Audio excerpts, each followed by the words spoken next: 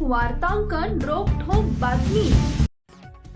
माळशिरसचे माजी आमदार राम सातपुते यांनी शनिवार दिनांक 25 ऑक्टोबर रोजी सालाबाद प्रमाणे दीपावली निमित्त नातेपुते येथील मधुर मिलन मंगल कार्यालयात भाजपच्या कार्यकर्त्यांचा स्नेहमेळावा आयोजित केला होता। या स्नेहमेळाव्यात माळशिरस तालुक्यातील हजारो भाजप कार्यकर्ते व माजी आमदार राम सातपुते यांच्यावर प्रेम करणारे हितचिंतक मोठ्या संख्येने उपस्थित होते। या कार्यक्रमासाठी राज्याचे ग्रामविकास व सोलापूर जिल्ह्याचे पालकमंत्री नामदार जयकुमार गोरे उपस्थित होते।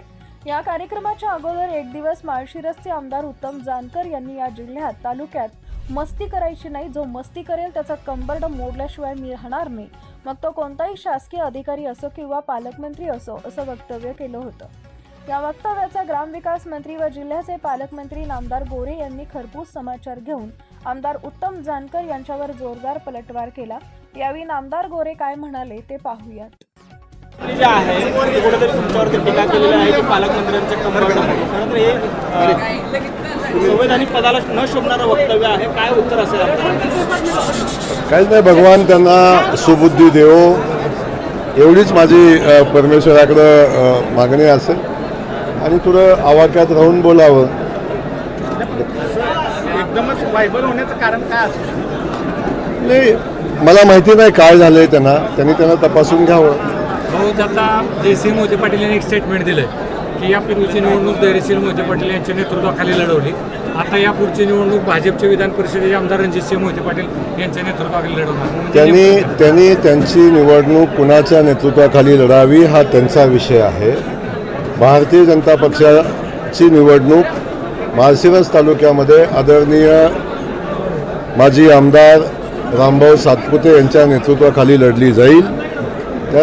त्यामुळं भारतीय जनता पक्षाच्या उमेदवाराचं काम कुणी करावं हा त्याचा प्रश्न आहे। भाऊ, फलटणला जी माहिती भाजपच्या कार्यालयाबाहेर काही कार्यकर्त्यांनी जे आहे त्यांच्या नेतृत्वाखाली लढवणार आहात, परंतु माळशिरस तालुक्यात असं पसरवलं जातं की ऑलरेडी सगळ्या जागा वाटप झालेल्या आहेत, काही ठराविकच जागा माझे आमदार राम सातपुतेंना दिल्या जातील, बाकी सर्व जागा इतरांना दिल्या जातील, अशा चर्चा आहेत। आपण तर म्हणताय आता मी तुम्हाला सांगतो, असे अनेक प्रस्ताव लोकांचे आलेले आहेत।